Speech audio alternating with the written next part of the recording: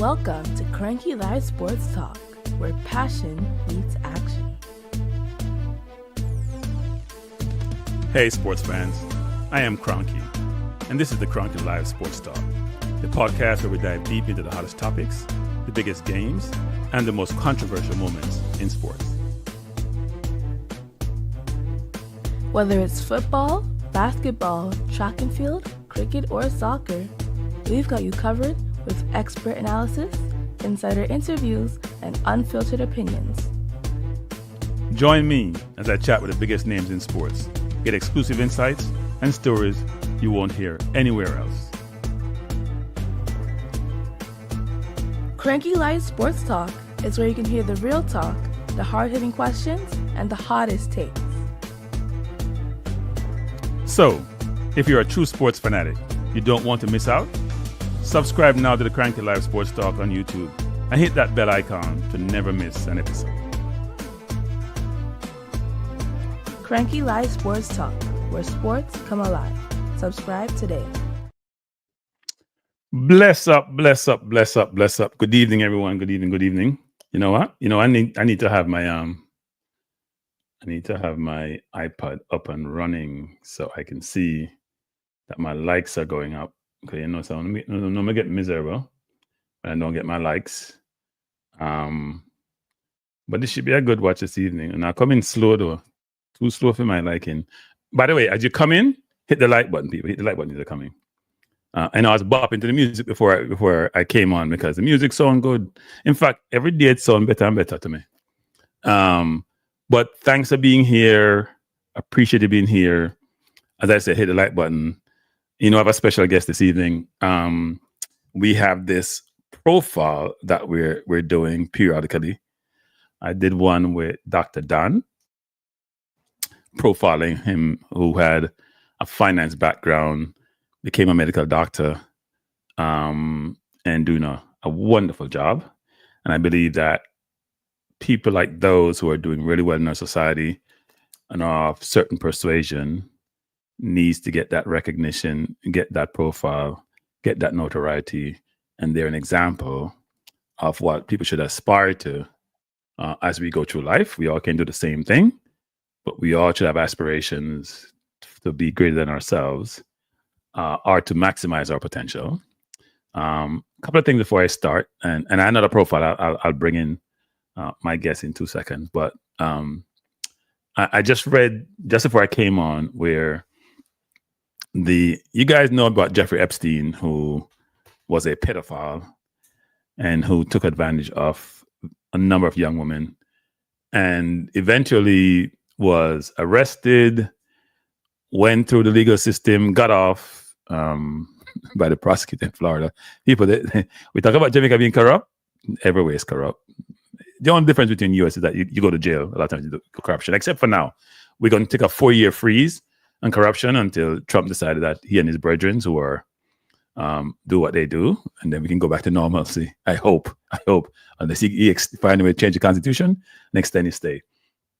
But I was reading up on, they're saying that they want to release the files, and Pat Bondi, or Pam Bondi, whatever her name is, who's now head of the Justice Department, is complaining about not getting files from the FBI concerning this.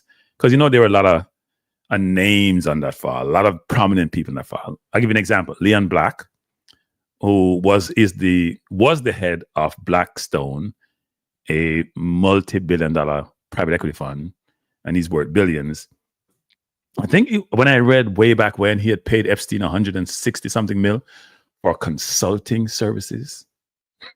That's what this kind of, and then he paid Virgin Islands about $60-something million to settle whatever lawsuit that may have been about him. And then some lady had sued him for rape when she was 16. And his company hired an external law firm to do an assessment and see if he did anything wrong. And they came back and said, no, he didn't, made some bad decisions. And I kept saying that you can throw that crap in the garbage. You guys know what the story is, but you don't want to put the firm in a difficult situation by damaging their reputation. So you come up with this nonsense. But anyway, let me jump into this because my guest is here and he's been waiting patiently.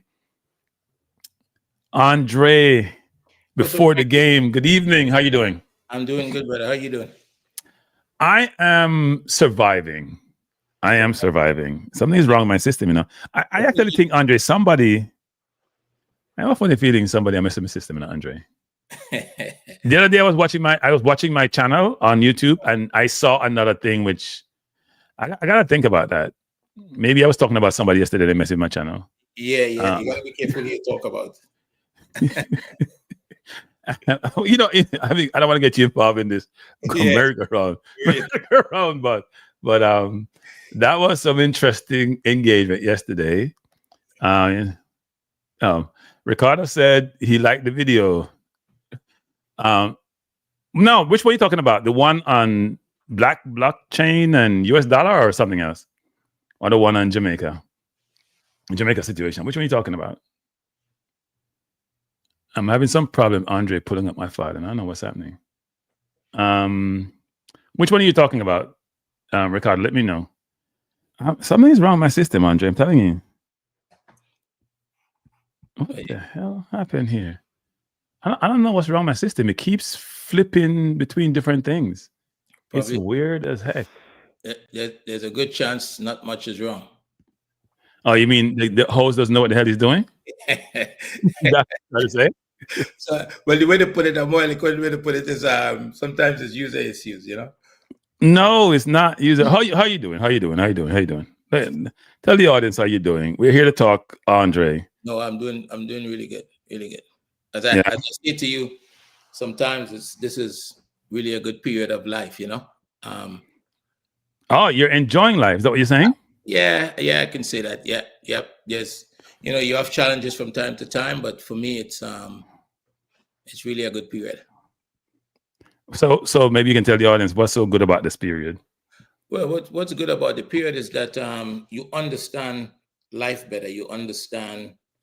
You have way more information than you had when you were younger, and if you don't have it, you can acquire it, and you can deal with things.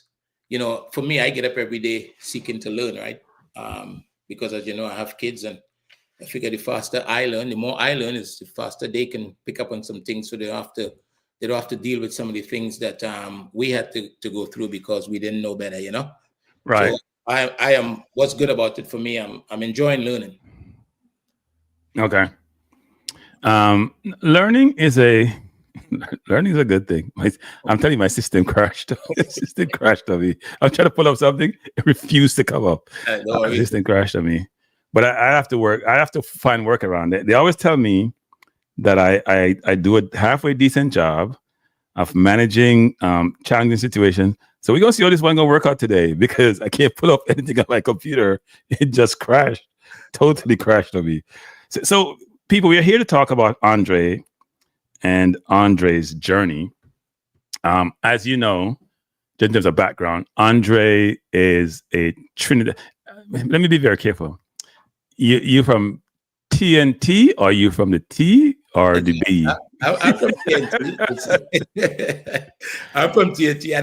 I don't get, quite a few people get caught up in, making sure that people mention both islands. But for me, I think everybody knows Trinidad and Tobago. And yes, some people were born in Trinidad, some were born in Tobago. They spend most of the time at either place. So I'm not so sure what the big concern is, but some people are very particular about it. Yeah, I mean, is it that old rivalry? Because in Jamaica they have like the country and the town, and people get challenged. I don't know what the story is, but if you're from Tony, you're from country, and the other from the same island, it's kind of stupid, frankly. Never made sense to me, but anyway, that's how it is. It's like it's getting hot in here. But anyway, let's start. Let's start, Andre. Let's start. So you were Trinidadian. You live in down south. I won't say where. I want to come look for you. You live down south.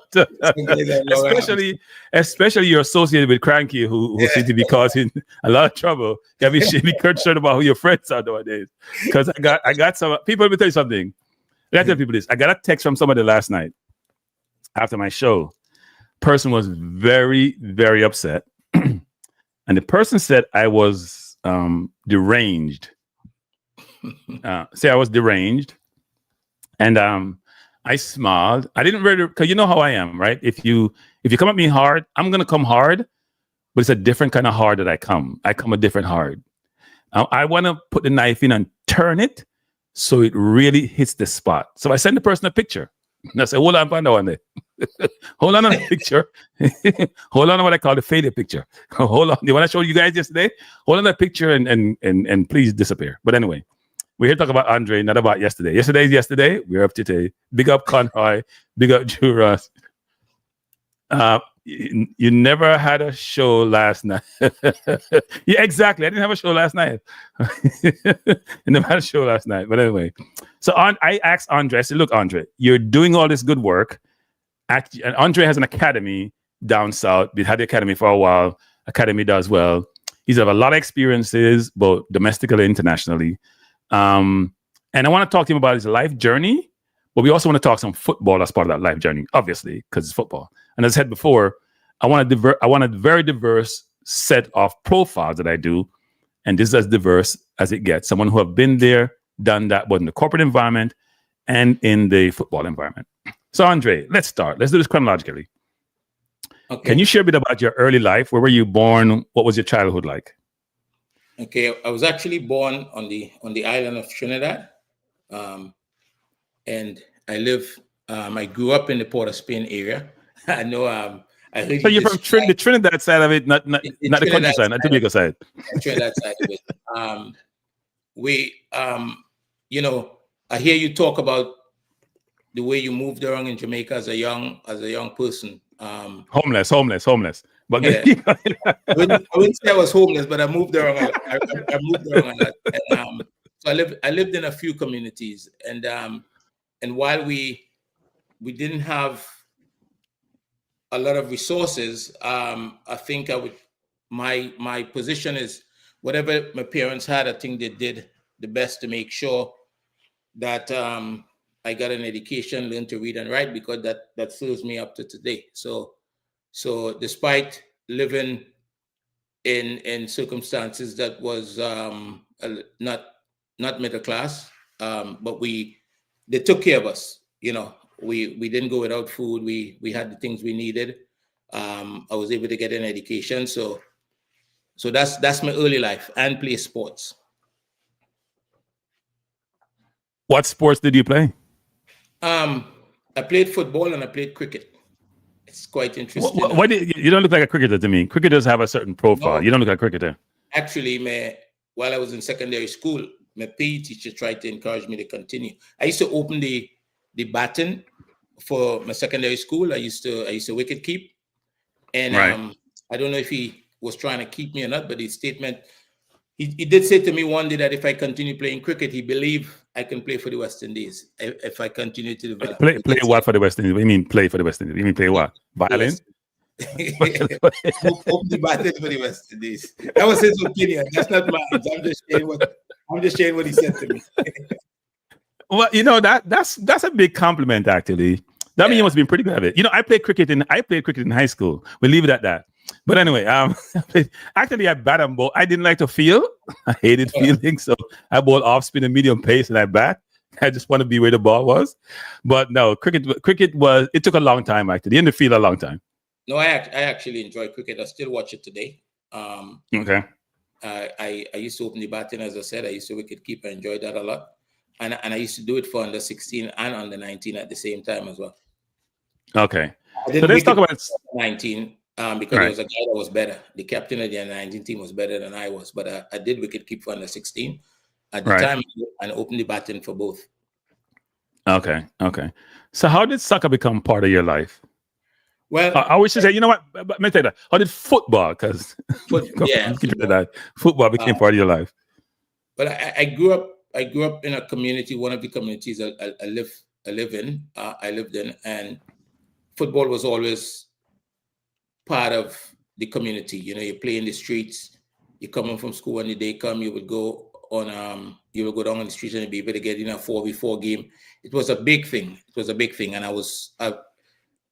there was a guy named Denzel White who kind of took me under his wings, and he was influencing how I viewed the game. but I was still playing cricket. I was playing football. And in that community, we had two teams. We had a first team and a second team.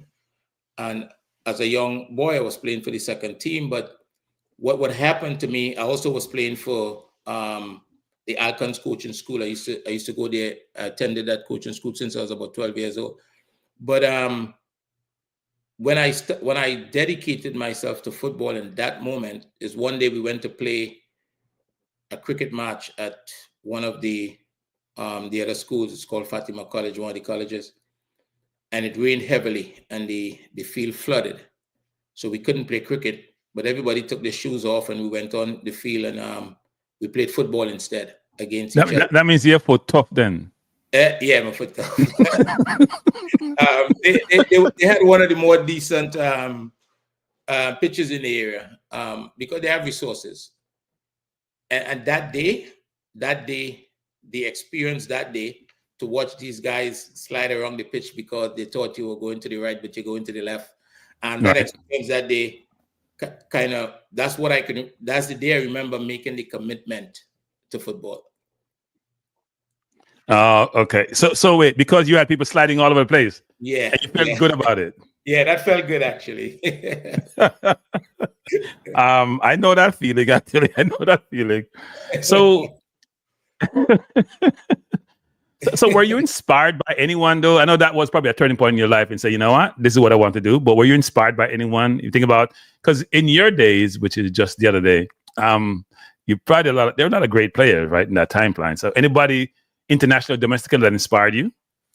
Yeah, the name I just mentioned, Denzel White, he was a really good player in Trinidad, but he had, looking back now, the way he dealt with a lot of things, a lot of challenges that he faced, I would say I would disagree with the way, but at the time I didn't know better, right? But he influenced me in the game. He was really good.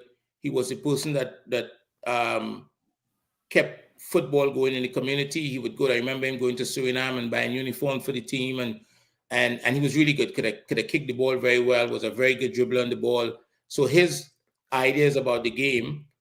He's the first person that I watched at his house a video that became a part of my foundation as a coach. The Master and His Methods was a video of Pele training.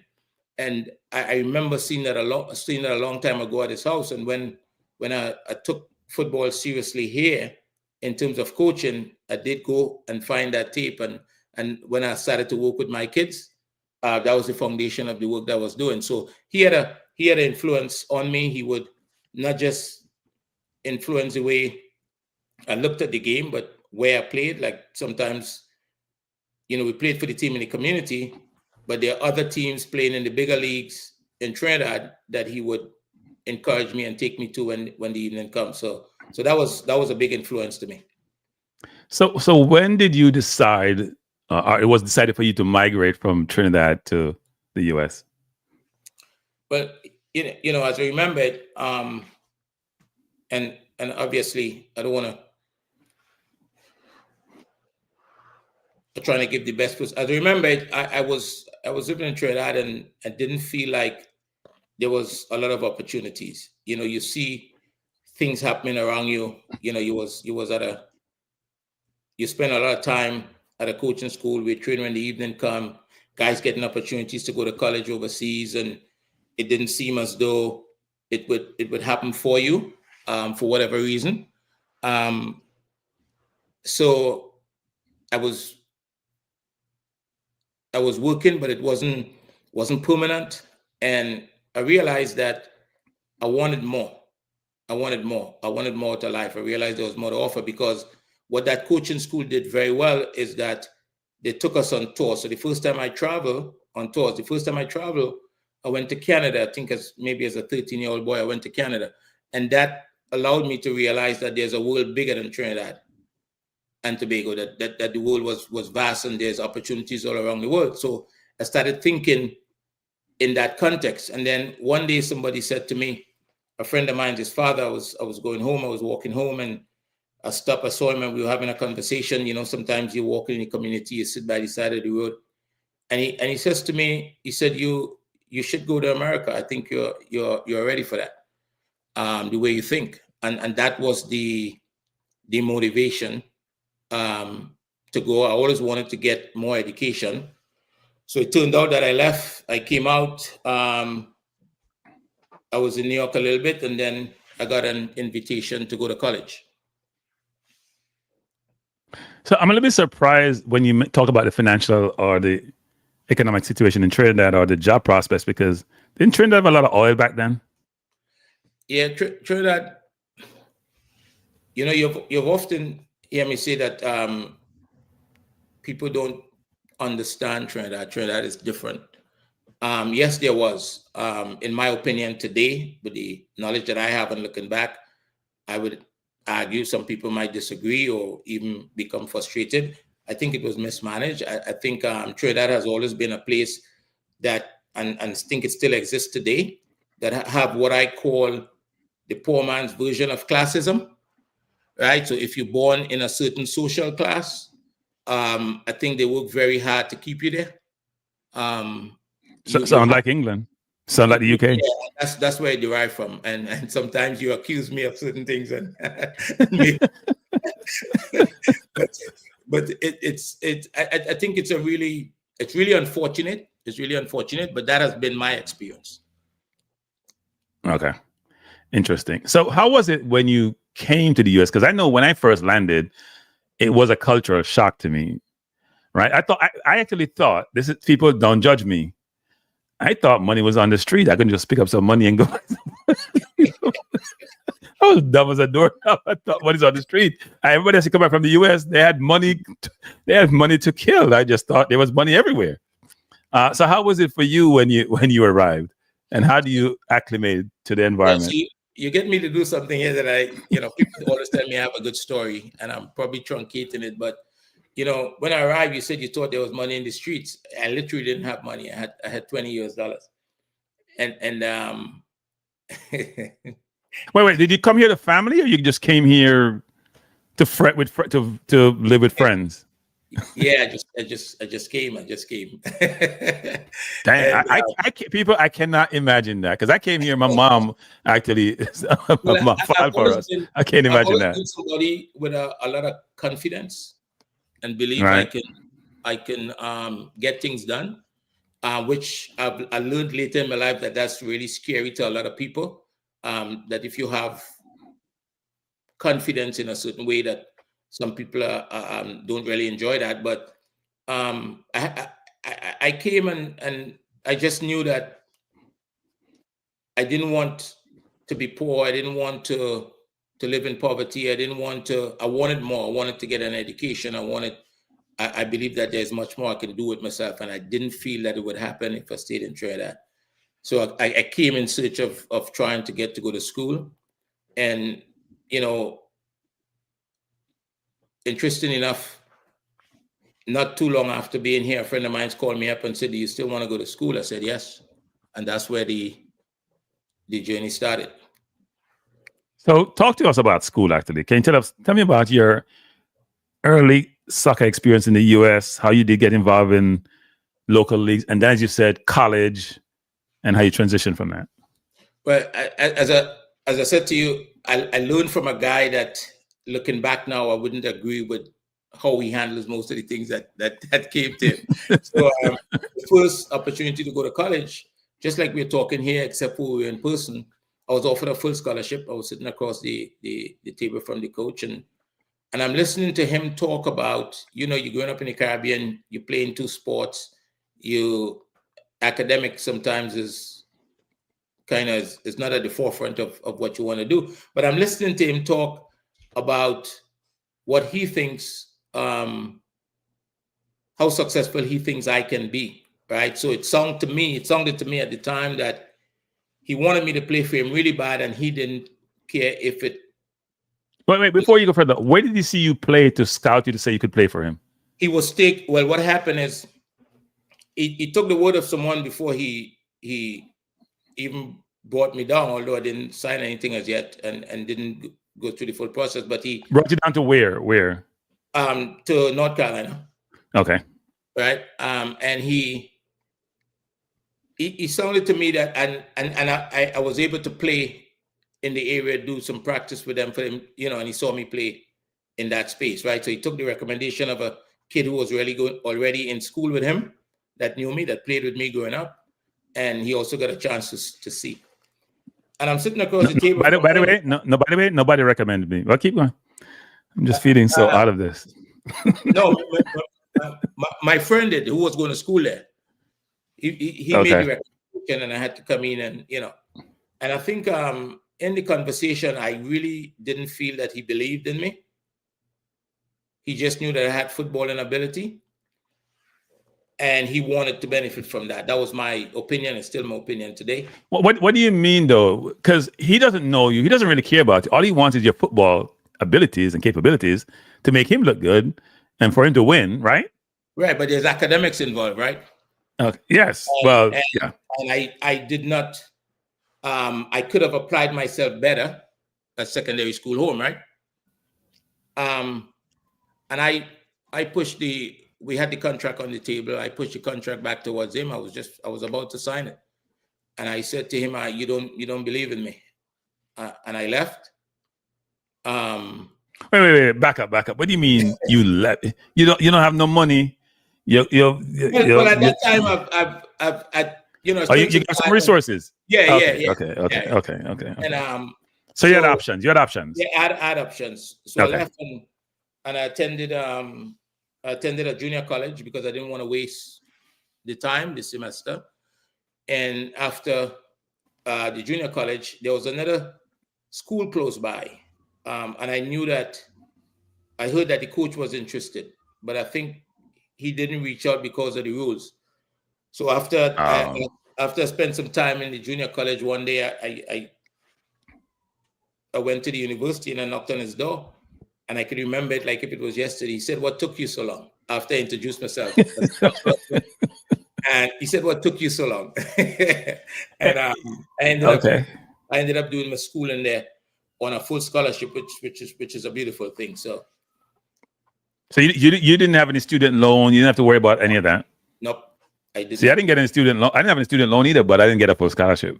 Yeah, I didn't. When I left school, I didn't owe one dime, which is a great thing, actually. Yeah, it's a great thing. You thing. actually can start at a good place. People don't realize that student loan can burden you down, and it's hard to start out having a long-term payment plan for something that's not a mortgage they got to pay for. But what I would say about my schooling, though, because of that experience with the previous coach, right, I committed myself more than I probably would have. And while I don't, I'm not boastful, but I graduated magna cum laude with a 3.7 GPA. So nice. I made use of that opportunity. So that's kind of funny. I'm gonna go off a little bit of a tangent, which is you didn't really apply yourself that much when you're back home, right? Yeah. But now you come here and you really applied yourself. You understand what you needed to do, which is probably a little bit later than most would, when you're 15, 16, 17, going to college. And the point I'm trying to make here is this, that a lot of times, I don't think kids have the parental support to push them to maximize the educational ability, and they drift by the wayside. They never do what you do eventually, which is, what? Let me just settle down and buckle up and just do what I believe I can do, give my potential. Yeah, I think part of it is, and I'm truly grateful for what my parents provided. But with saying that, I would say I support my kids today in a way that is different, because I think that there was some support still missing. They did their best, and I'm grateful for that. But I think, like, for example, I'll give you an example, and these are just my experiences. I left secondary school and I went to what they call trade school, and I'm going to school, I'm doing my work. I actually, was doing plumbing, and an opportunity came to go to Brazil for football, and with the same coaching school I was with. So I went into school, I spoke to the registrar, He says, no problem, go ahead. It's going to be fine when you get back, because I was at the end of schooling. And I came back and I returned to school. All I had to do was my exam. But I decided to tell him because I didn't want any problems, and he cleared it for me to go. And I came back and I went to my first exam, and my exam was there, and he came and took me out of the room and said I missed too much school. And those are the kind of experiences. So I never got to do that exam. And those are the kind of experiences that made you aware that you had to find another way. Right. And my parents wasn't able to support me in that regard.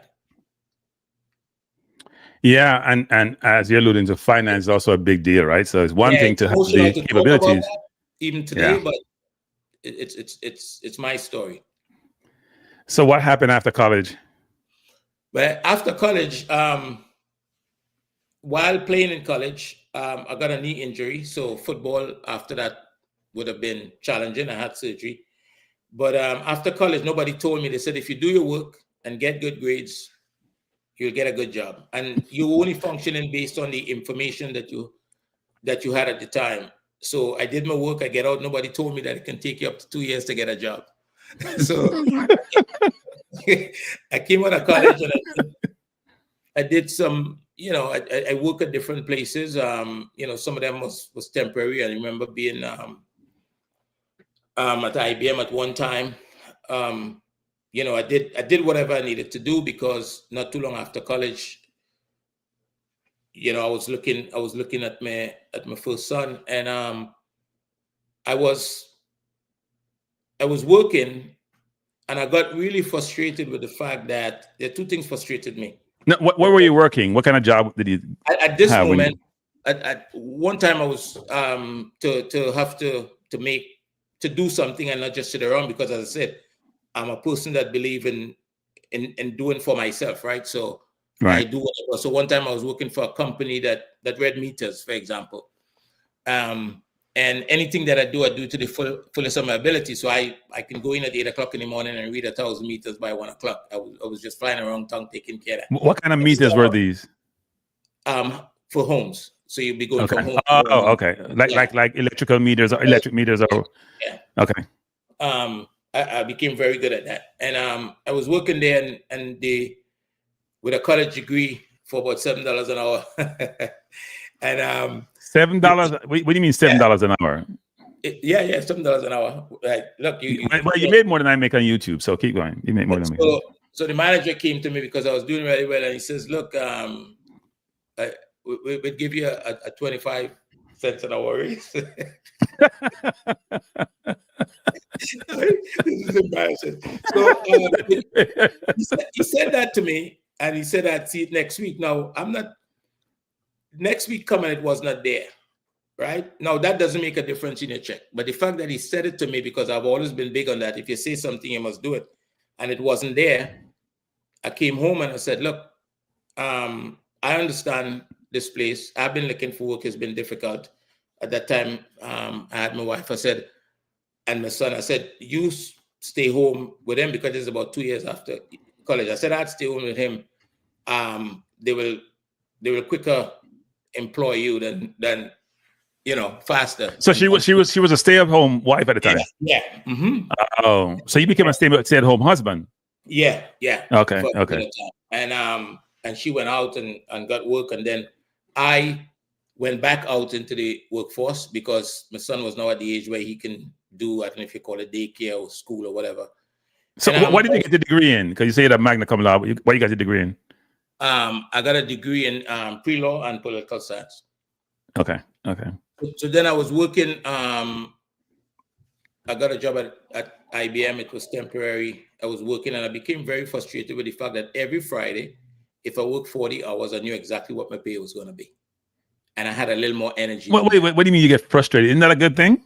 No, that's not a good thing. I'll tell you why.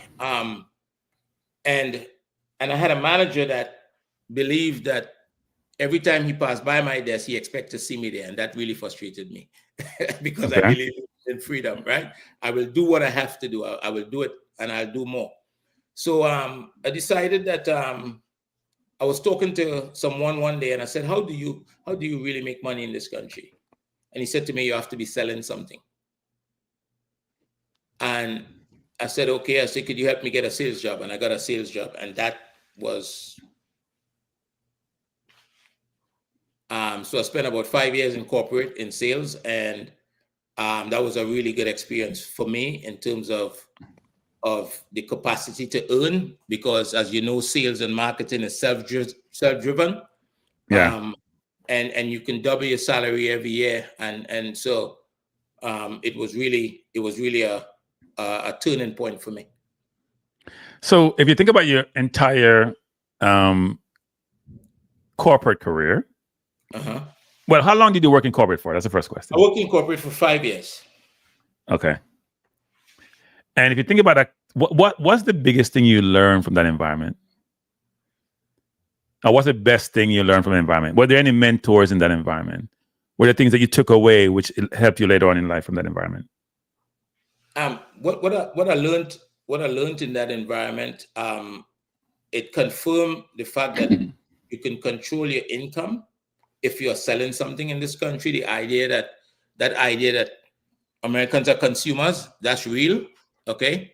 And despite I was selling to businesses, you know, the more you do is the more you earn. And I really enjoyed that idea, right? And also had the freedom to come and go as I please, right? You do a sales meeting in the morning, is up to you. And after in the job a year or 2 years, you develop a base of business, and it's reoccurring business, right? It's reoccurring business. I was introduced to something called residual income, which is the best money I think I've made, because you make money while you're sleeping in this company. Sound like a Ponzi scheme. So what was that? No, it's not a Ponzi scheme. You know, during the time period when Bill Clinton came into power, he deregulated the telecom industry. So I was working for what is called a CLEC. You know, you have the big phone companies that own what they call the last mile. That's the wires that run up to your house. And so when it was deregulated, the other companies now are able to provide phone service and data and internet. And that time, people, I don't know if you remember, the form of internet was AOL. Dial up. Yeah, dial up, and then plus it had what they call this one, T1. So companies used to do T1, and we were selling T1. Yep. So you can sell a T1 for. I think Andre froze. This is not good. Tell you something is messing with my computer. My word crash. Andre's frozen. Maybe I'm telling you too much, Cranky. The internet. You froze a while ago. Say it again. You froze a while ago. Yeah. So it was a good experience. You get to, you know, I would go for lunch during the day and go jog and go back in the evening, and you set your own schedule, and that was kind of where my mind was. I didn't like the idea of going to an office and sitting all day. I wasn't as disciplined as you. I wouldn't say discipline, but I like short income. I'm very conservative. I like guaranteed income. I couldn't sell. You guys see me in this forum. You know I can't sell anything. I don't have patience to sell. I don't have that selling demeanor. You tell me no, I'm gonna take it personal. You mean no? You're not buying it. You're gonna buy it. I can't eat if you don't buy it. So. No, I get that. I get that. It's a great look. So how did you transition to an academy from, obviously you played football in college, you worked in corporate, and now all of a sudden you're branching out to be your own business owner, because an academy is a business. How do you make that jump from corporate to doing something more individualized? So while I was working in corporate, I would coach in the evening, and I was having an influence on kids, and I didn't quite at that time. While I believe I understood football, I didn't have the skill set for say like I have today, right? And but I also, my personality is I don't want to do anything that I'm not happy with. So working in corporate, I stopped enjoying it. So one day I said to myself, what do you know? What do you want to do? Because I knew that I had to be in business for myself. And it dawned on me that football was the thing that I know. I spent my life in it at that time, and it's the one thing that I knew. So I left and I started a company, and what I was doing, it wasn't coaching, it was football. I was bringing pro teams from Mexico and from South America, Honduras, from Mexico, from Europe, and I was hosting games in this area. This was before people started bringing all of these big teams from Europe, because at the time I was doing it, after I was in it for a while is when I remember going to the Real Madrid versus Roma game, which was one of the first games that they played up in New Jersey. But I was bringing teams, so I hosted Puebla, I hosted Santos, Northampton. So I got into that business because I wanted to be in the business of football. So I'm totally confused. So how does someone who doesn't have any of those international relationships, engagement, affiliation, say, you know what, I'm always trying to bring people from overseas and bring them here, and how does that work? So I was thinking about it, and this is, life is funny. And I said to you already, I have confidence, and I'm brave. And so one morning I got up and I was reading the newspaper online. I like to read, and I saw a guy from England in Trinidad talking about that. He was in Trinidad for that reason, and he was having a conversation that he had these connections. An article was printed in the paper, and I got in touch with him, and I bought a plane ticket and I went and met him. and wait, before you say, wait another word, people, you hear me preach this concept of getting comfortable with the uncomfortable.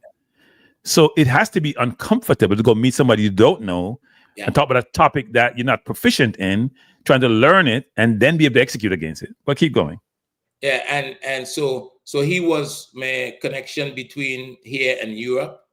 And look, I picked up the phone and I called some of these clubs in Mexico, not speaking Spanish. They're speaking a little bit of English, but at the time, remember, the game is still developing here, right? Yeah. So when you call so this was what, early 90s? This is what, mid late 90s? Early 2000s. Early 2000s, okay. Yeah.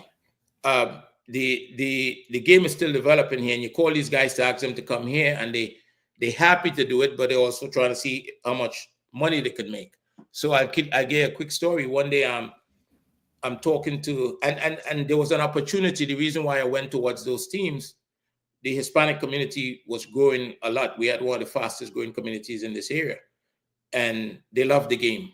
They loved the game. And I was also reading where corporations were struggling to reach them, like banks and that kind of stuff. So I know they love the game. So I figured if I could bring teams from Mexico, then I can go to the banks and get sponsorship and the companies that is trying to reach out to them. So I was able to put that together.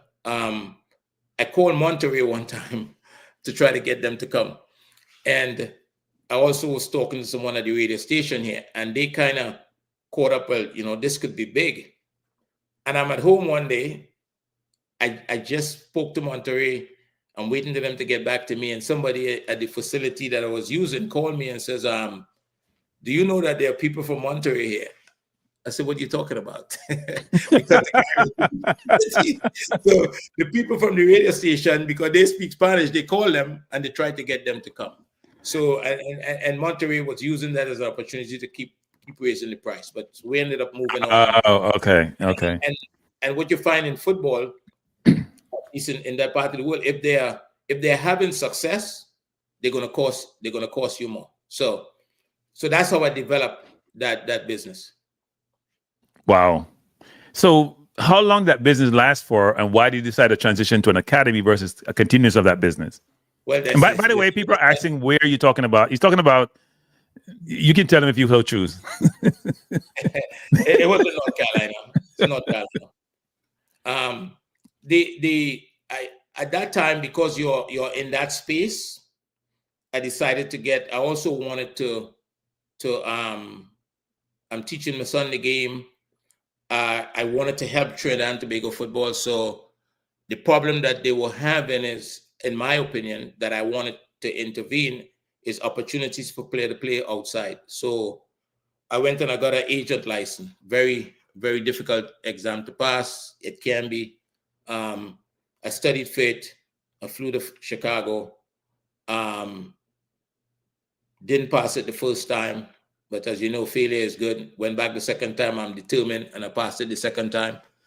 And I remember. So is that what, like, to be a player agent? Yeah, to be a player agent. Okay. Right. So I did that, and I started to, I started to try to help Trinidad players to get out, and that's the moment that I learned that I started to learn, because in corporate, one of the things that I learned is that if people trust you, they will work with you. So if I sell a customer a product and I deliver it, even if there are problems, if I'm there to help resolve it, I do what I say I'm going to do, people would work with you. It would be easy. So that's a value that I developed in that space. I recognize that your word means a lot, and you have to follow up on what you say you're going to do. And I find that I was trying to work with players. I got players out into the USL and different places, but the struggle was there wasn't any loyalty. Right? Anybody could come and say, look, I have an opportunity for you. And despite the fact they have a contract, they would want to go. So I got very frustrated with that process. Are you saying the contract didn't mean anything? Because this is the US, contract do matter in the US, not like the UK or Europe. It matters in the US, but football was, okay, so here's the situation. If you live in Jamaica, for example, and as an agent, at that time, I sign you to a contract. I live here in the US. I register that contract with US Soccer Federation, right? I'd also want to register that in Jamaica, right? Or in Trinidad. Right. What I found was Trinidad didn't have a process for that. Okay. Right? They didn't have a process for that. So and the reason why I registered, if there's a conflict, right, they could intervene. But at that moment, remember, the game is evolving very quick here. And what I was learning is that as an individual agent, it was difficult to really propel yourself in the business, because what was happening is these big companies, if you look around today, you're going to see all these big agencies that agents work for. So as an individual, it's going to be very difficult to fight some of these battles, right? And right. The way you fight it is that you can't, at that time, you go to US Soccer or you go to FIFA, and you got to pay euros to get FIFA to even look at it. It became a very convoluted thing. So I have a player that I worked with that I got him out of Trinidad. It was difficult to get him out of Trinidad. I got him out of Trinidad. I got him into the USL. I got him into the MLS. He had some trouble one time returning into the country, and it required some significant resources to make it happen. I put the resources in. Obviously, he had to repay because he didn't have it at the time. He was however he was earning his money. And so if I show you that commitment, and what he did in the end is somebody came along and said, I have an opportunity to go overseas, and he disappeared. Okay, so another agent gave him an opportunity. Yeah, and he just disappeared. But you could have sued him via FIFA, right? Couldn't you? Yeah, yes, you could have, but at the end of the day, I started to also get frustrated with there's a lot of young guys coming into coaching as well at these pro clubs, guys who working as scouts for these clubs and whatnot. And look, if I call your phone, you would know I call you. And I'm kind of big on, we grew up in the Caribbean, you would understand this. If I'm older than you, I'm entitled to respect as a result of that, right? That's how we grew up. Yep. And I find it to be very disrespectful. Sometimes you call these guys, that you talk to them and that you have more information than them, and they don't return your phone call. That started to frustrate me. And that's what moved me towards, I was trying to develop my kid in the game. And I was doing it as an individual. I was doing it as an individual, not with a club, not with a team. And I had to focus on that. So I said, you know what, best I invest this energy in my son, because again, I wanted to create footballers. So that's around the time that in working with him, I think he turned around 11 or so, and my idea was I needed to have not just the resources, but the freedom to take him anywhere in the world that I needed to take him, so he can get exposure, get experience, basically. Keep comparing himself to players in other parts of the world, because he couldn't move at the time. He couldn't move. The game was different in that period of time. There was not going to Europe. If you talk about going to Europe, here in the US, it was kind of frowned upon, right? Yeah, it's strange you do that, because so I'm gonna get a lot of beating for this. I'm gonna say it anyway. What you said you did is what I hear a lot of Caucasian parents do. Yeah. With their kids, they will just stop working, for example. Yeah. They have a lot of potential, and it's all about the kid. Or they will travel. These football travel programs they have, whatever sport it is. They'll fly to Florida next week. They're in California with their kid to go play games. I know a family who worked at my workplace where the mom and the dad divide up who goes where. They don't have weekends. Right. They just live through their kids. And then when they get older, the kids abandon them. But it's another story. But keep going. We were lucky in regard to that. My older son at the time, we all were able to be in the same place. Right? Because there's a gap in years between the two of them. So the other one was learning by osmosis, because he was in the space. Right. But the older one, we was able to take him different places overseas and so that he can learn football, because the culture here was still evolving. Right. Okay. So you've done the school, you've done the corporate, you've done the entrepreneurial, and now, so how do we get to an academy? I know you say you're your son and you want to teach him and you want some more freedom. How do we get to the academy? So while developing my older son, I didn't have the opportunity to coach him in a team context very often. Right. So what I was utilizing is opportunities for him to play as guest players in different places, and he would work with me. I had a period of time where I was coaching him in a team, and if you understand the US, because I'm his dad, everything that he gets or does, I gave it to him. He didn't earn it. So that there was a lot of acrimony in that space, right? And a lot of viciousness. People would, make stuff up. It was really difficult. It was really difficult. So we were able to get him through. I think early on, one of the opportunities he got was I was able to take him to Barcelona Football Club very, very early on, so he can get an experience there. So you went to Barcelona. How do you get a kid to Barcelona to play in that environment? I'll tell you how I did it. The same gentleman that I told you about that I flew to Trinidad to meet, we started to do some work together in terms of bringing team over. So at one time, we were able to bring the Liverpool Academy over.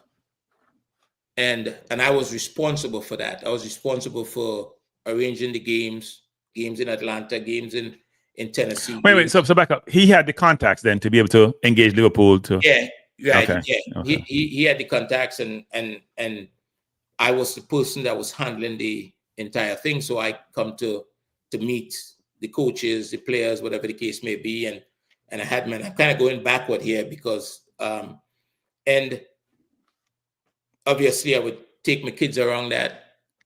And so I spent a lot of time with them because they played a game in Atlanta. We were there for a few days, train, play. Then we drove to Tennessee. Wait, how do the finances work though? And I want to miss that part because they're coming over. Are they paying for everything? How does that work? And how do you benefit from that? Okay, the organization that we were doing it through, they were funding it. Okay. Right? They were funding it. So we bought the academy team because Liverpool was also trying to get into the American market. Right. Right. So they got into some relationships with the YMCA and and different things that we were working with them. And so maybe you could be an advisor for the JFF. A lot of those sit on their ass in Jamaica and don't go nowhere. But anyway, keep going. Don't get me started. So, go ahead. Sorry. So because of that relationship, one of the times, sometimes I would have to drive. They were based in Atlanta, the guys that I was working with. And I would have to drive to Atlanta for meetings. And one time I had to go for a meeting. Like I would get up, I would leave 4 a.m, drive to Atlanta, do the meeting, and come back home. And so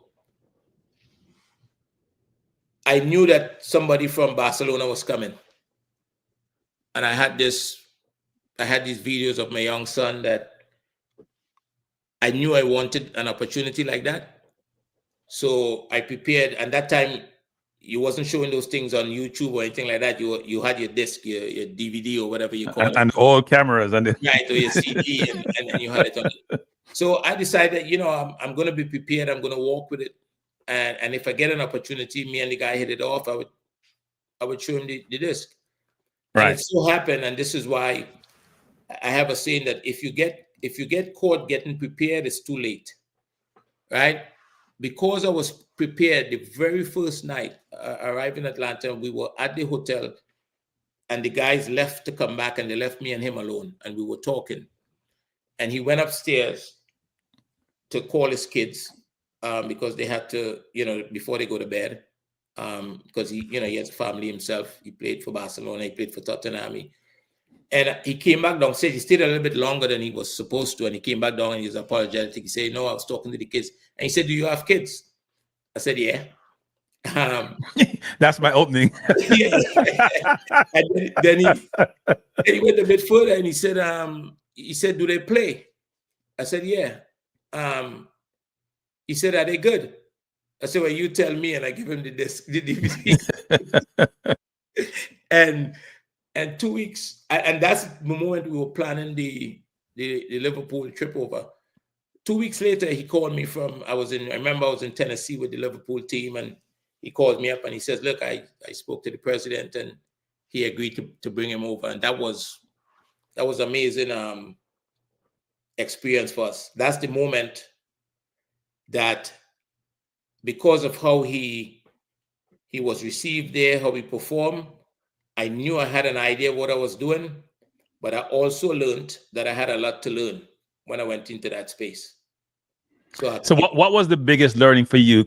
So you were thinking about an academy at that point, right? At that point, no. I wasn't thinking about an academy at that point. I was, let me put it to you this way. After going there the first time, because I've been several times, after going there the first, I dealt with the Liverpool guys before I went there. And one of the things I learned from the Liverpool guys is that standards is very important. I remember the director of coaching, we're sitting in a hotel one day and we're talking, because I'm inquisitive and I listen to those. I spend my time listening. And he says to me, he says, Andre, it's all about the standards. And that never left me. And then I went to Barcelona and I saw it. I saw how they train. I saw the behavior, how they dealt with the kids, the kind of work they do. And I came back and I couldn't sleep because I didn't have a team, and I had to figure out how I can share this information with my son. And that is where it took a while, because it's very difficult to navigate the football areas in America. But I did the best I could do with him. I've been back. I went back. I see what they did. I continue to learn from them. We even took at least one of the kid over there into that space. But there came a time when my younger son, I needed to work with him. And I had to learn from my older son's experience, because it was challenging with him, right? It was very challenging opportunities. We were able to open the door, but it was difficult. And that's for another conversation. But I knew that I had to change things for my younger son. And that's where the idea of the academy, that's how the academy happened. So talk to us about the academy. Well, So because academy means I need location, I need funding, I need partnership, I need a lot of stuff. So talk to us about the academy. Well, I hope you remember I said to you I'm brave, right? so I knew I needed to do something different for my younger son. And one day we were out at pickup, and this guy that he's one of the best beings that I met. He had a son as well, and he saw my two boys playing, and he approached him. He said, and as he tells the story, he said, "You guys are different." That's what he was thinking. They're different. Why are they so different from all the kids that I see around? You mean different in terms of what? Different Ability? In the way they move, the way they handle the ball, because technically they're very good technically, especially at that age. Because I learned that being technical is very important, and I learned that that's the period of time that you learn it. So he saw them, and we ended up in a conversation, and he says, "Look, how did they get like this?" I said, "Well, I work with them."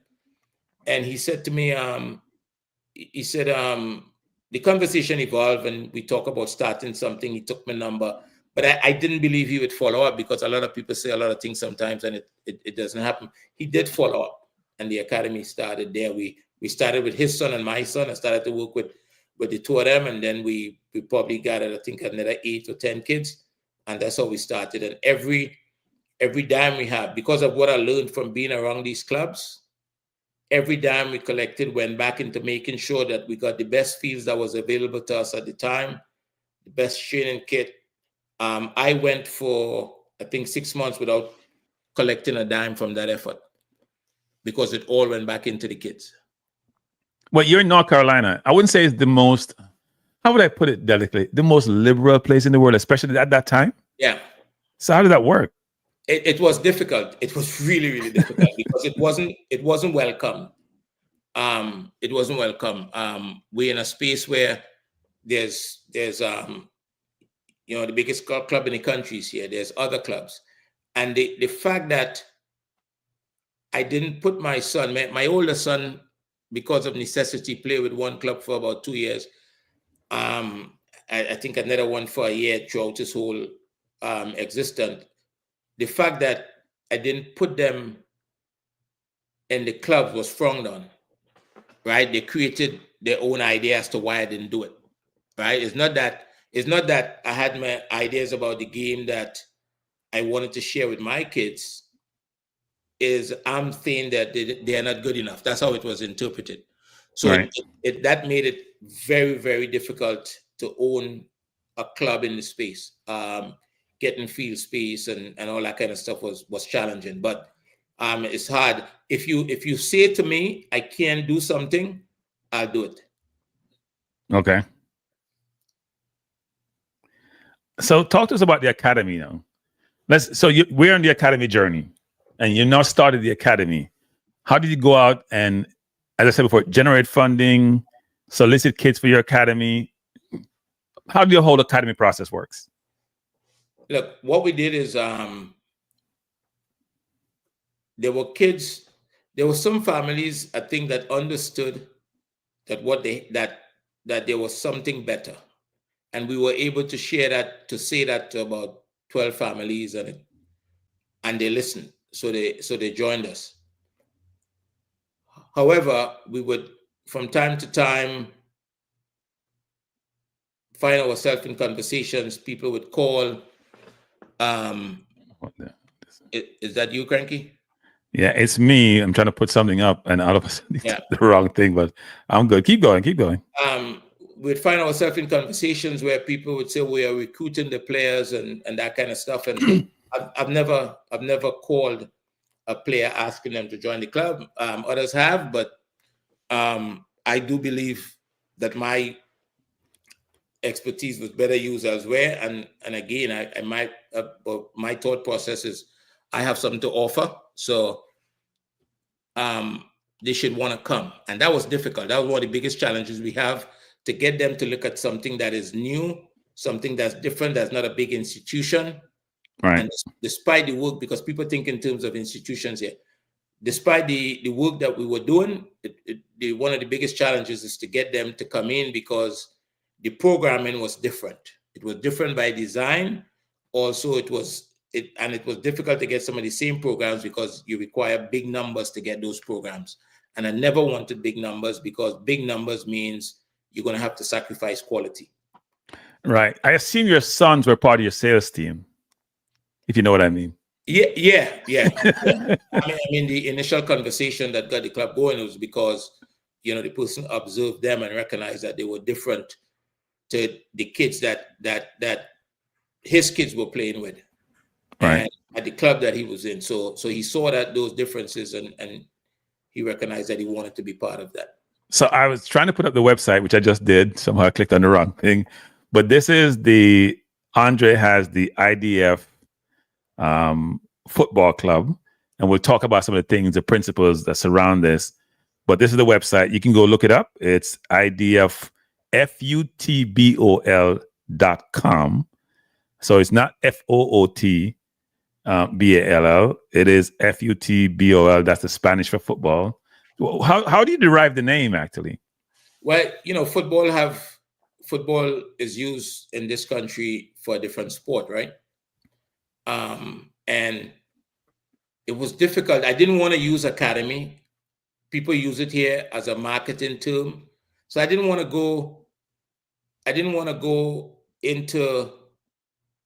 use a name that is similar to everybody else's name. And we were brainstorming, and I know that I wanted to bring an international feel to the football club. I didn't want it to be something that that resembles what everybody else have. And it was difficult to come up with a name. We came up with that and we stuck with it. Right. It's an interesting name. It's what, interdevelopment? Yeah, inter is short for international. Okay. Interesting.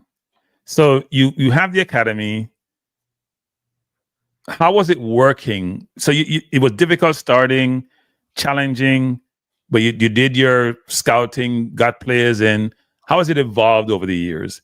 And talk us through some of the principles that you have, your motto, your vision, your strategy, your principles. Sort of talk us through that whole journey and how you've evolved the academy. We started off, and my ideas about the game. One second, Andre. People. You guys know how miserable I am, and I like my like. So please just hit the like button. Don't let me interrupt my conversation with Andre. He's doing a brilliant job here. Please hit the like button. Keep going, Andre. Sorry about that. No, that's all right.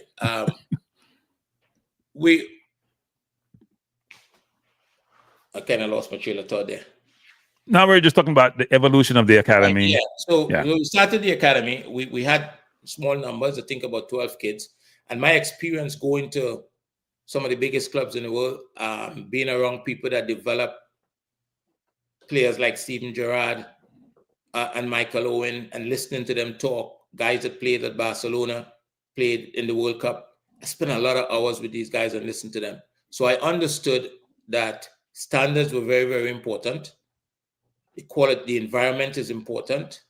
And I recognized that there was a way of, you have to think at a certain level, right? So when I'm working with players, I'm not talking about trying to get a young player technical.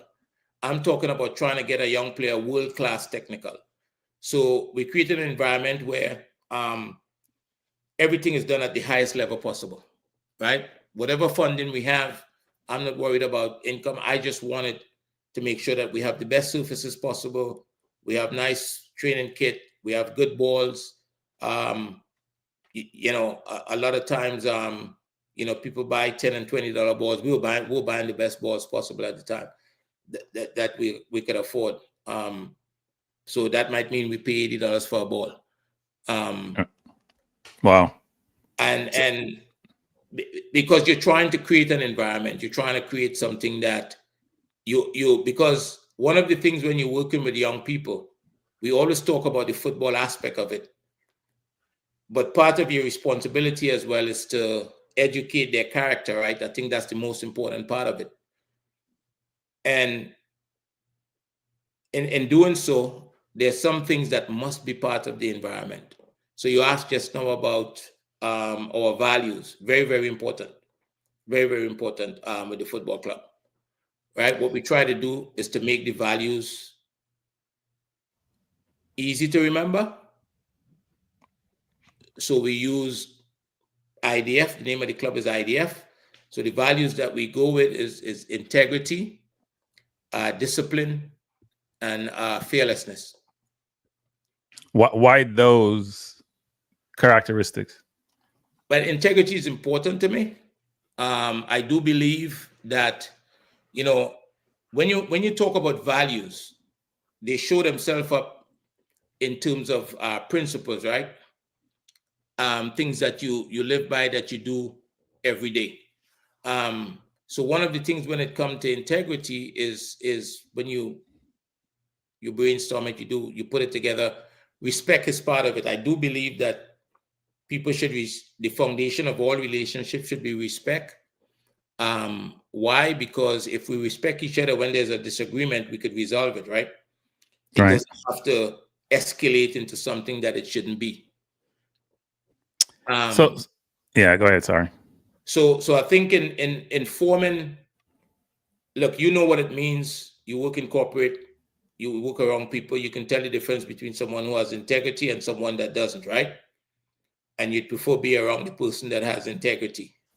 And and we decided that it's a value that we wanted in our space and wanted to educate the character of the kids about. And it's also important to the game itself. Right. So I'm going to read this piece because this is the lead in. You think about IDF when it says at IDF, soccer is more than just a game. It's deeper than that. The club is built on the fundamental belief that a great soccer education should prepare young people to become productive members of society. Let me repeat that again. A great soccer education should prepare people to become a productive member of society, not just a sports person, a productive member. With that comes a deep sense of responsibility and a commitment to helping young people become the best versions of themselves so they can make their unique contributions to the world. So I think that's a very profound, I'm not sure if this is your vision or your mission or your objective or what you stand for, but I think what that's basically saying is that this is not just about the sport and what you do in the sport. It's the whole development of the human being and helping that person evolve throughout their life to being a very productive citizen. Look, in my mind, it's a privilege to work with young people. Right? It's a privilege to work with young people. And anybody that's working with young children should take it seriously because you have an opportunity to influence their lives. So when I go to the field, when they come, I'm going there. The vision is to give young people a chance to become champions in life. We're just using football as the tool to do that. And in the process, if we do it properly, we were lucky to get some guys were able to decide, them and the family decide, look, we want to see if he can play football at the highest level, right? So we maintain an environment. If someone has that vision, they can, that ambition, so to speak, not vision, but that ambition, they can pursue that. But ultimately, most of the kids is probably going to end up doing something different. And we want to be able to influence that individual so that when they go into another space, whether it's in the corporate world or whatever, that they are likable, that they have integrity, that they have good work ethic, they have the qualities that would make people want them around. So talk about some of the so we're going to do two things: the whole player development, but also some of the exposure you've given some of them and where they have played. So talk about some of the teams that your teams have played over the years and where you have taken them to, to give them that experience? So we were lucky because of some of the exposure that I had. We were able to build some relationships. So one of the first trips we did is the very first group. Look, what we did with them when they came in, it was different for the parents. We said, look, you're not going to play a game for 6 months. We're going to train for 6 months. That was different because everywhere else they go, the game is at the center of everything that they do. We said, look, the most important thing you do is train, because when we go to play, we have to have a set of things that we do that make sense, right? And the game has to be fun for you, for the parents, for the coaches. Everybody's got to enjoy it. So we spent 6 months trying to give them the tools to play the game in a certain way. What I saw at some of the clubs that I've been at, I wanted to institute that. So we did that, and we were able to share with some people that we know, and they were impressed by it. And the result of that, the first opportunity we get was to go to England and play some games, and Manchester City was one of the clubs that we were able to play against. I think on that particular trip, we played City, we played Preston. They were in the championship then. I think we played, if I'm not mistaken, Huddersfield. They were in the Premiership at the time. What age group was this? What age group? They were actually 11 and 12 years old at the time. Okay. And this is at a time when Man City had just come into the resources, and the philosophy of Barcelona was being implemented into the space. So it was really a good experience for us, and because what made it really good is that on the other side of it, there wasn't much respect for teams coming out of here. What they expected is that people are going to come and kick the ball long and run, and they'd be physical and athletic, and that's what they were expecting. And I think we were different. I know we were different. So how were the games? Did you get like 6 or 7 or 2 or 3? No. The way it was set up, we arrived, and I think a day or two later we were playing the way they set it up.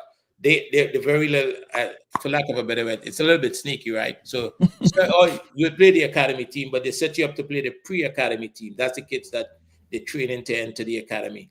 Oh, okay. Right. So we played the pre-academy team first, and the game tied 3 each. And I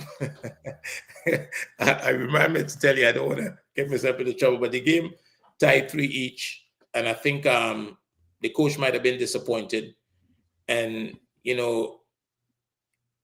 we had the academy game coming up, and I'm not so sure that he shared with them exactly what took place. So we had the academy game. Barcelona guys are in, they're coaching, and that was the big game for us. Because it's Manchester City. Barcelona is in their space, and they can get kids from all over.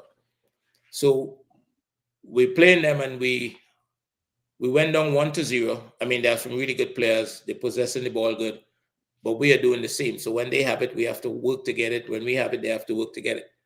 They scored first. They went up 1-0, and we ended up scoring 3 straight goals and won the game 3-1, which was unexpected. And my understanding is that it caused a little bit of discomfort in this space at that time. So you actually beat their academy at that age group? Yeah, 3-1. So let me read this because this is important. People, you guys, if those of you who follow my channel know, I am a disciple of possession football. So we'll read this. It says, first of all, it says, possession is a lifestyle, which basically means we live and breathe and drink and sleep possession football. That's what this is saying, right?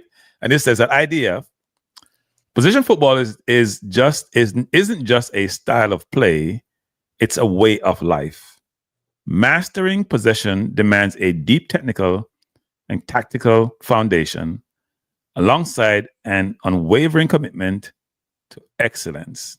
Integrity, discipline, and fearlessness are at the core of everything we do, shaping each player's journey and molding them into confident, expressive players with self-esteem who are ready to take on any challenge, both on the field and in life. And I've looked at some of the things, and I can tell you, your kids are comfortable with the ball.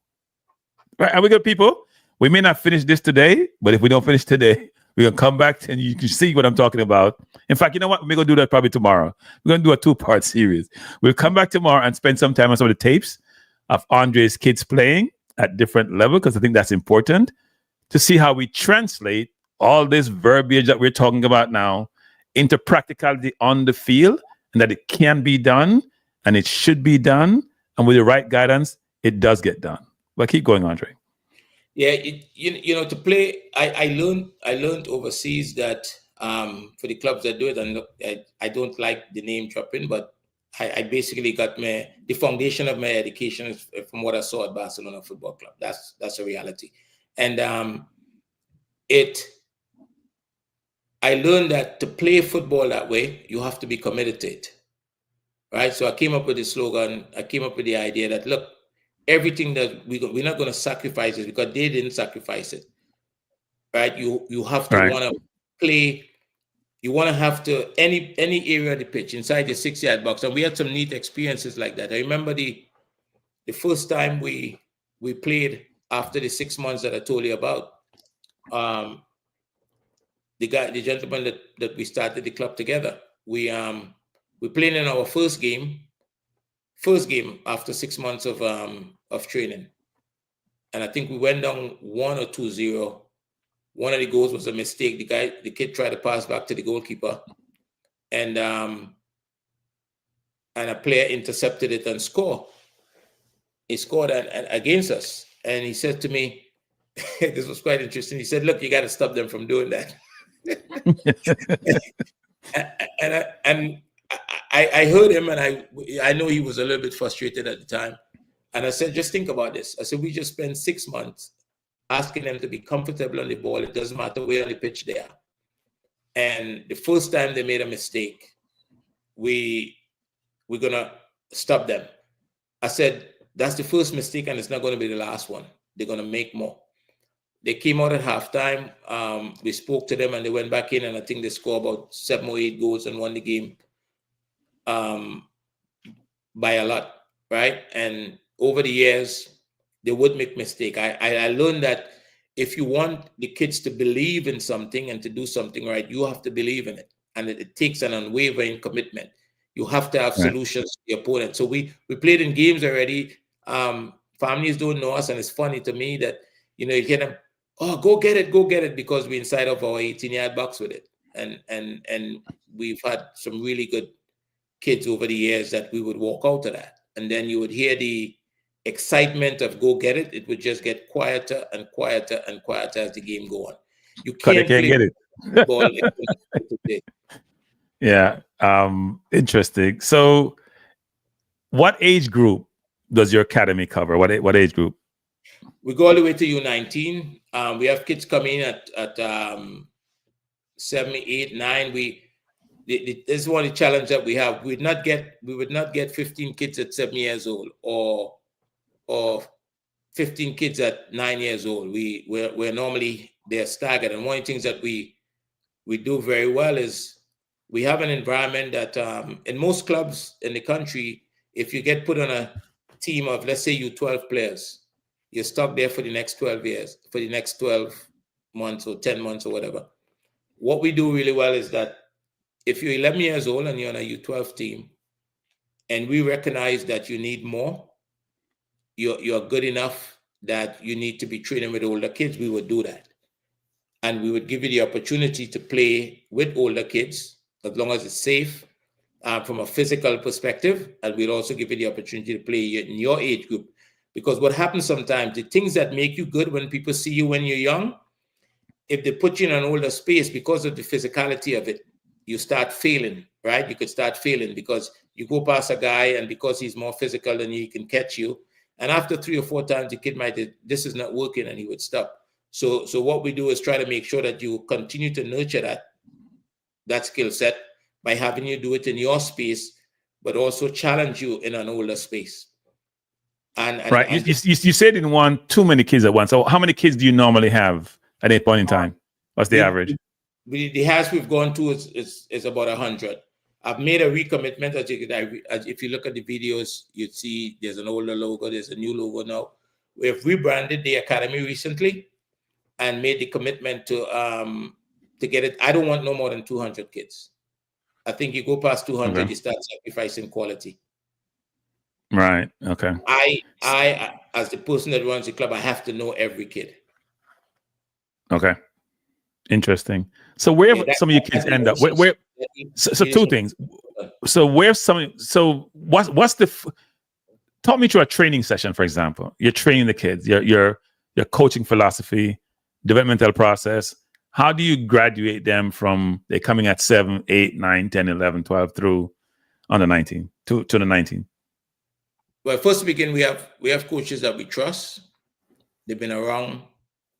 They've been with us for a few years, and when a coach comes in, the first thing that we require is a coach come and spend time, most times with myself probably, and see how we do things, because it's very important that our methodology is utilized. We believe that we believe in using small-sided game to teach concepts about the game, right? So if we want to work on changing the point of attack, that process starts in a small-sided game, right?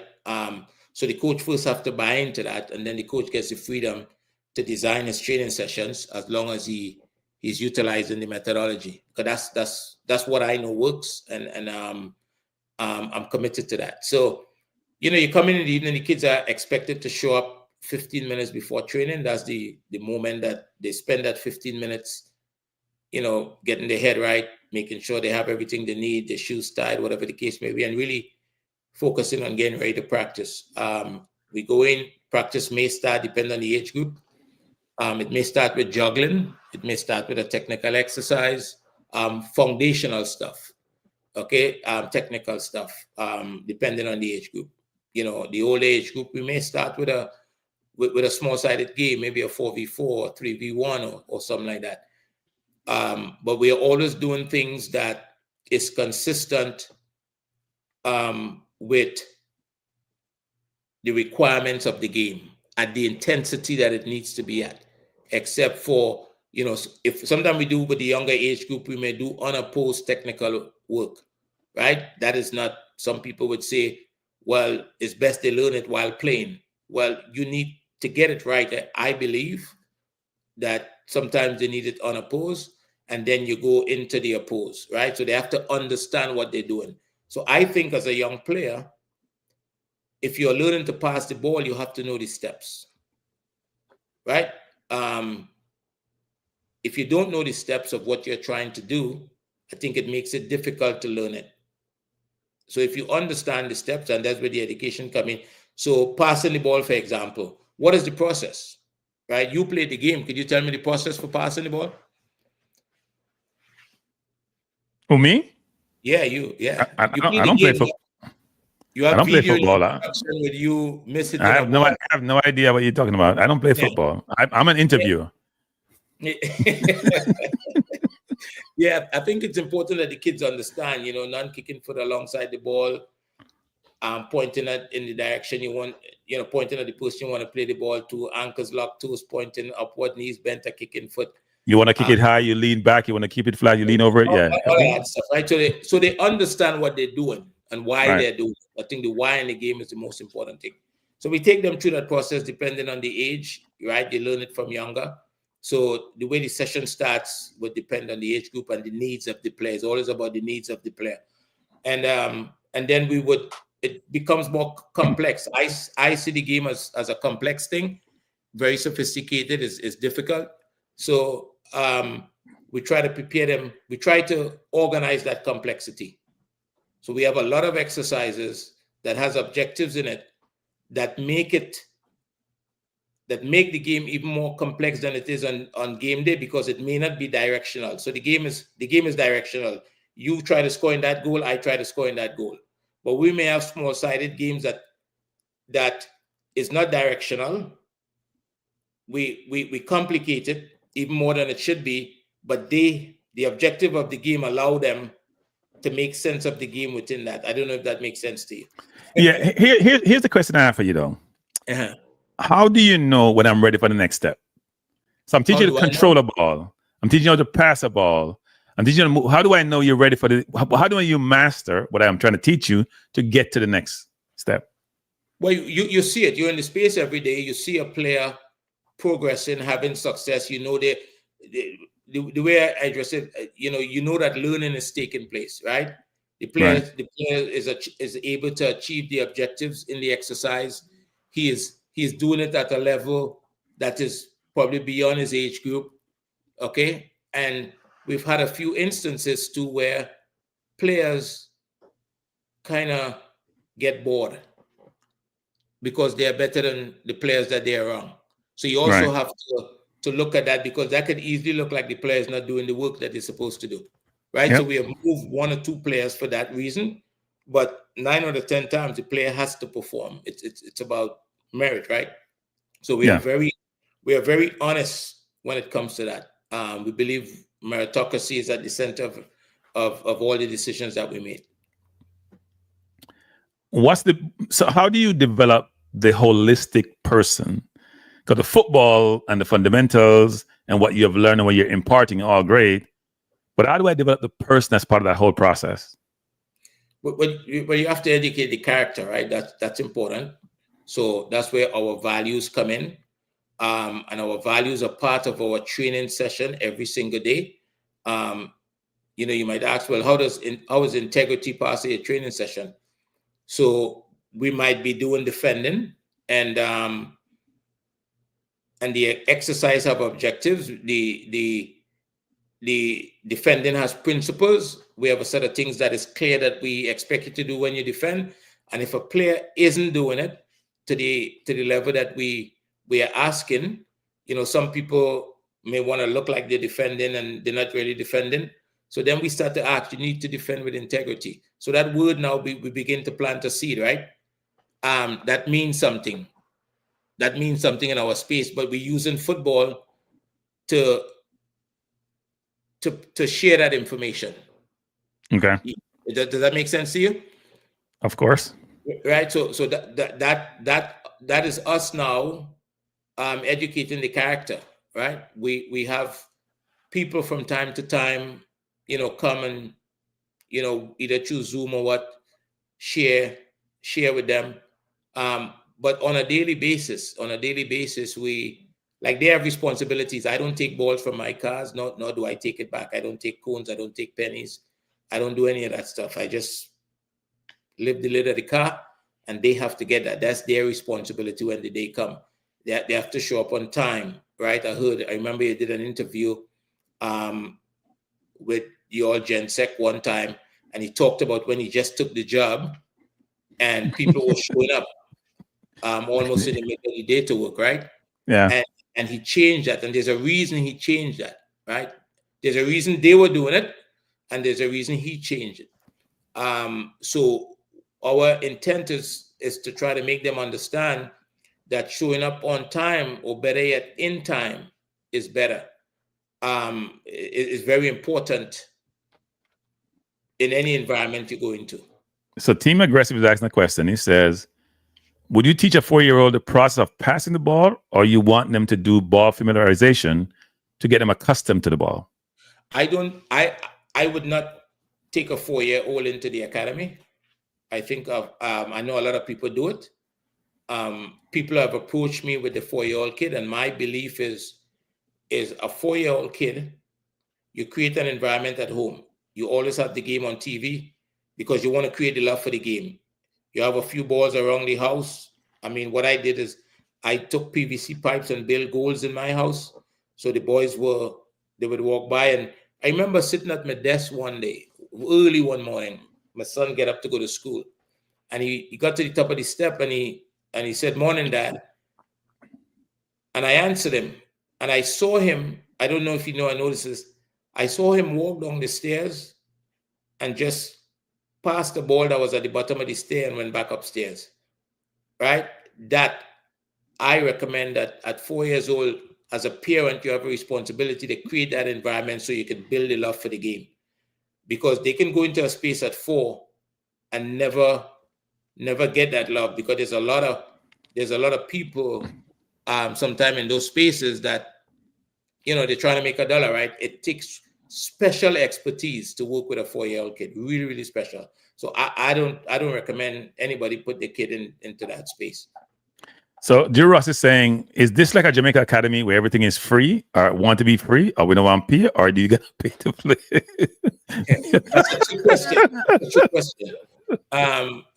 Nothing is free in America. I think that answered that question. Interesting. Mm-hmm.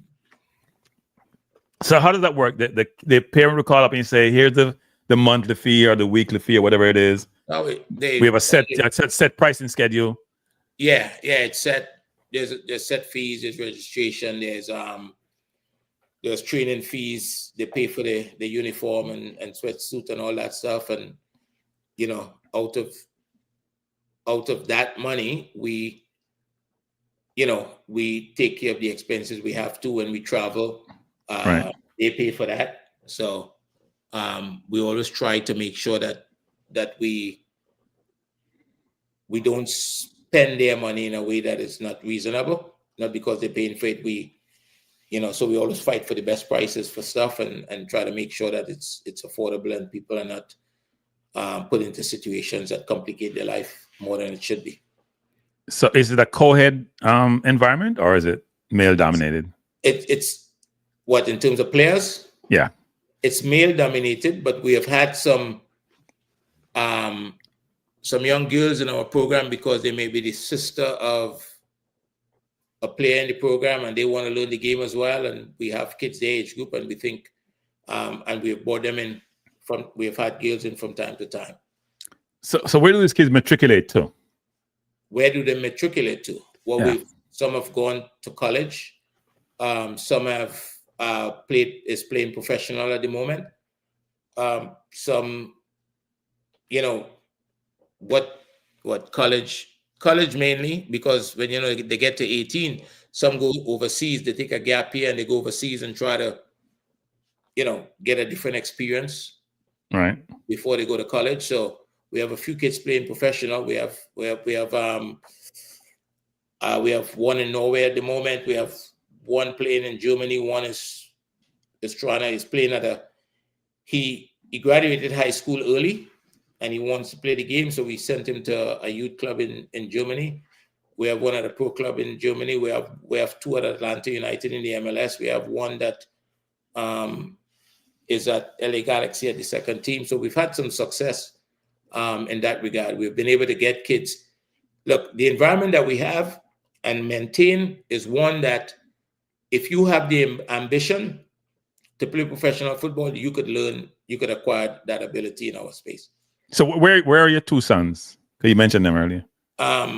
One is in the USL and one is at Atlanta United. Okay, and they both play for Trinidad, correct? Yeah, they both play for Trinidad. Okay, so you must be a proud father knowing that all your hard work. No, I'm going to rephrase that. All your smart work, you've been always focused on hard work, has paid off with both of them pursuing football as a vocation.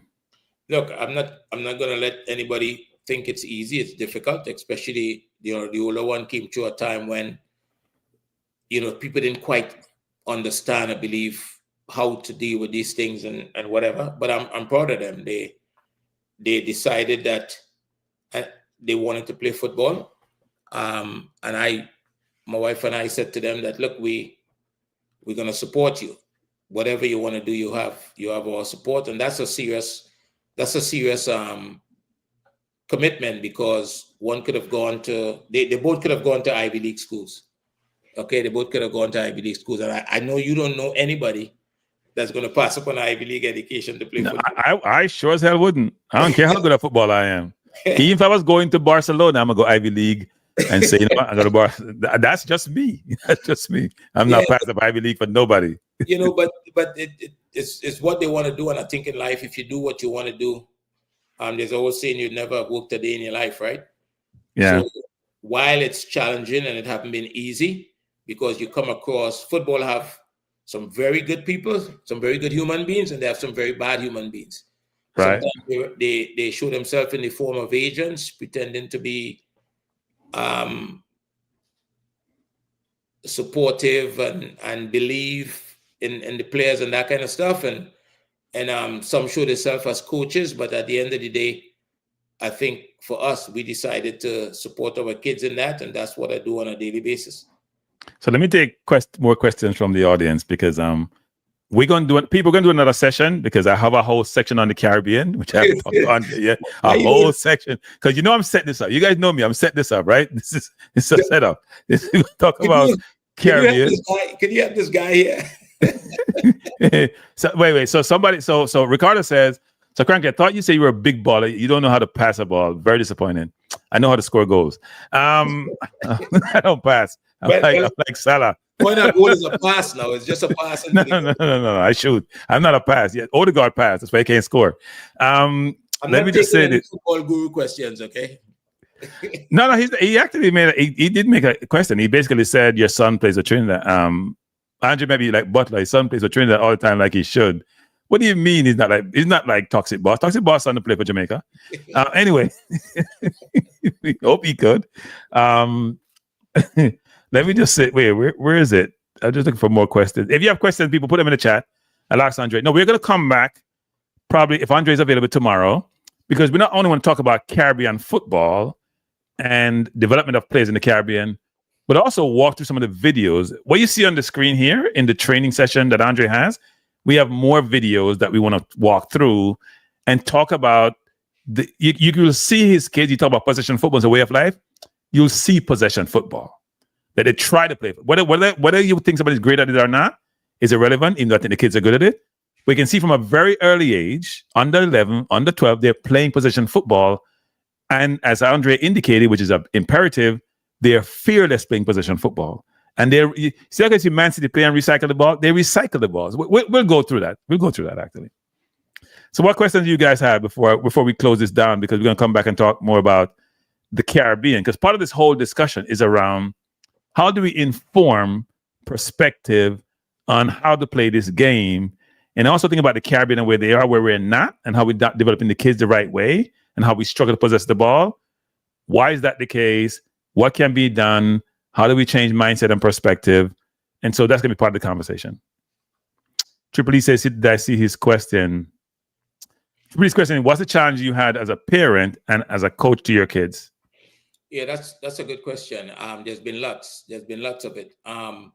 As an individual, when you're coaching your kids and there are other kids in the space, and your kids might be looking, in my case, I was lucky at 11, 12, 13, my kids, because they spend so much time with me, we have never been in a space where they weren't the best players. And with that come a little bit of envy sometimes. Parents. No, you mean bad mind. Yeah, well, bad mind is in Jamaica. And you families become a little bit difficult to deal with sometimes, because there's nothing that the kid, and they won't know. Like, I remember one time, my wife had to correct me. She said to me, and that's the first time I recognized that I was being too hard on my kid, because I didn't want anybody to be able to question my integrity. So I was being hard on him, not being aware of it really, because I didn't want anybody to question my integrity. And I remember him saying to me one day, "Dad, I want to take free kicks," just in a casual conversation. I took it personal. I said, "Look, if you want anything in that team, you have to earn it. You have to go out and show that you're the best free kick taker." Right? And I think, looking back on that conversation could have been different, but that's me wanting to always make sure that they're earning what they get. And so that's been a challenge with families. I think another challenge is if you like, especially my older son, he spent time with as I said, he played for one of the local cups for a couple of years and another one for a year. People always feel because you coach that you would criticize what they are doing, or you would be a problem to them. So that was always something that I had to deal with. that because you're a dad in the game, you'd be problematic. Hey, there are other dads doing it and doing it quite comfortably, able to coach the kids at club for years. I wasn't afforded that opportunity. So people, I'm very disappointed in Andre because I watched some of the videos, and Andre's son can kick the ball. So if his dad couldn't see that in him, and he's the coach, I'm very, very disappointed. But anyway, let's keep going. The academies in North Carolina determined. Michael Gordon very well. Huh? I said they both learned to kick the ball very well. No, he can. I saw him playing at like 11, 12. He can kick the ball. Both feet, by the way, not just one-footed, like some of you people. Anyway, he says, Michael Gordon says, ask him about his program for Caribbean kids that he takes them to his academy during the early spring. Ask him about his program. Okay, so I think if I know what they're talking about, what happened is during COVID, during that period of time, the world was upside down, and we had we ran into an opportunity where kids from Mexico, Honduras, different parts of the region, Venezuela, expressed interest in coming over, and so we were able to have some kids come over because they weren't going to school there. They were doing school online, so they could have been away, and they came over and they spent time with us. We have been able to also get a couple of kids from Jamaica from time to time. Never been able to get anybody from Trinidad for some reason, but we've had kids come over and spend time with us, and because of that, they were able, the tournaments we went to, and they get a little bit of exposure, and there's quite a few of them going to college now in the US because they have spent time with us. Yeah, I don't want too much question from the Caribbean people. I said tomorrow, if Andre's available, we'll talk more about this, right? We talk more expansively, more extensively about Caribbean football, youth development, learnings, and people are asking questions about, can Andre get involved in helping the Caribbean, whatever. We'll talk more about that tomorrow, actually. So, Andre, this has been exceptional. Sir, we have almost come to the 2-hour mark, and 2 hours is my cutoff. I appreciate you being here. It's been a good conversation. You guys can tell, but first of all, if you like the conversation, hit the like button, because all you guys stingy with the like, as if it's free, huh? That's a given. Yeah, and if you're in North Carolina or you're in Georgia, those areas, you know what Andre Academy is. You can go on the website. You can look what he does, what him and his partner does, and what his team, his coaching staff do. And if you have a kid in North Carolina, you're in the area, and you want to have that guidance, you can reach out to him. But by the way, let me speak some patois. It's not free. Come on, no stay. Hey, Andre, I see you. Me know you're from something. Why I say, give me a blight. I want to love blight. Love blight. Not like pay for nothing. You sound like you know what you're talking about there. Yeah. And I know you experienced that. Look, and we have one of our coaches is from Trinidad. One is from Jamaica. The one from Jamaica has, been over the years, been able to get a couple of kids from Jamaica to come over, which has been good. We're very competitive in the spring season in terms of the exposure that we provide, the tournaments that we did, and we took a couple of kids who's now doing college in the States. One of them is back in Jamaica, and the whole idea is to, when you bring those kids in, you get a chance to expose them to something different, right? Yeah, especially, it's gonna sound bad, but especially mentally. So I think a lot of Jamaican footballers, the mental component development doesn't occur like it should. Sometimes we have a lot of talent very early. You don't get to check yourself.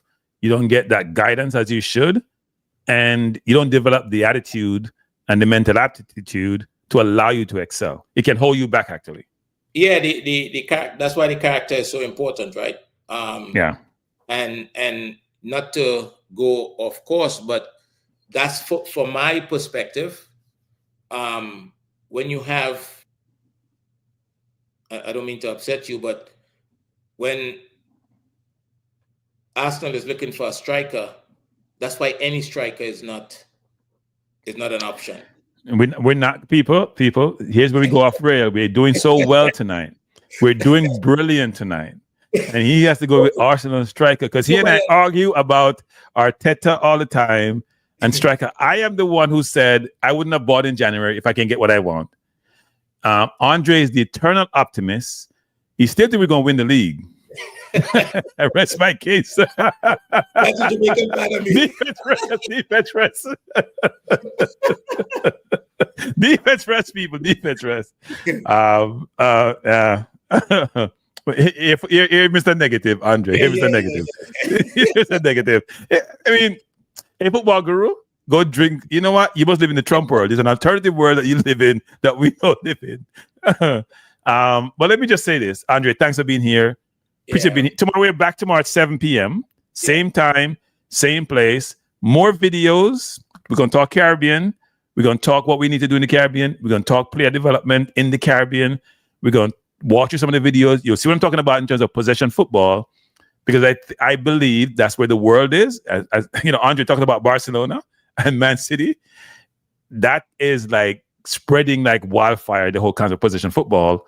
You see how Pep has evolved football with goalkeepers now being part of the playing in football. And Andre's goalkeepers, and Andre's doing this from way back, 2011, 2010? Yeah, so this is not like something he started doing 2, 3, 4 years ago during COVID or just before COVID, right? You've been doing this for a while, so yeah. Yeah, I was lucky. I was lucky to get those opportunities to go into the space and see. You see, I saw just a really quick story before I go. I'm at the facility. The first team is supposed to come out and train, or someone the team's supposed to come out and train, and so everybody, you can't go in there. Security at the gate, right? So if you're in there, it's because you're supposed to be in there, and you're waiting. Everybody's waiting around. They want to see Messi walk out, and I'm looking, and the group came out, and Messi, I didn't see Messi, and I was like, where is he? So I started to walk around the facility looking, and to see some of the things that he does, to see them, a coach, a defender, right? A coach and a defender with a bag of balls, showing it, working on his ability, how he receives the ball on the line with the defender, approaching the different options. That was just amazing stuff to look at. Right. Amazing stuff to look at. So those things open your eyes, and look, these things are not by accident. You can teach these things, and I think one of the things that's important in that space is I hear people complain all the time now that players don't think, everything is so robotic and that kind of stuff. I think if you develop players properly, they'll get you give them a proper football education, they'll have a football mind, and they'll be able not like people in Jamaica who just buy a ticket just to go be in Messi's present. You've been in Messi's present. You don't have to pay the $100 to go to the VIP section at Cavalier game. The next game. I've been fortunate in that regard, and I give thanks for that. All right, Andre. Andre, thank you, sir. All right, appreciate you being here. Those of you in the chat, thank you for being here. Tomorrow we're back, same time, same place. Probably a little bit shorter program because today we do it almost 2 hours. But as I said, tomorrow we're going to start off talking about more Caribbean football, youth development in the Caribbean, but walk through a number of the videos. We have Andre to sort of walk us through as we talk to the philosophy. It's one thing to talk about theoretically what you're doing. It's another thing to put it in practice and see it actually works. So we go through that. Thanks, Andre. Appreciate you. Take care. All right. Everyone, thanks for being here. I appreciate you. We'll be back tomorrow, same time, same place, to talk more with Andre Fortune, Mr. Before the Game. And I thank you for being here. Hit the like button. And I thought this was really good conversation, actually, to talk to someone who has been there and done that.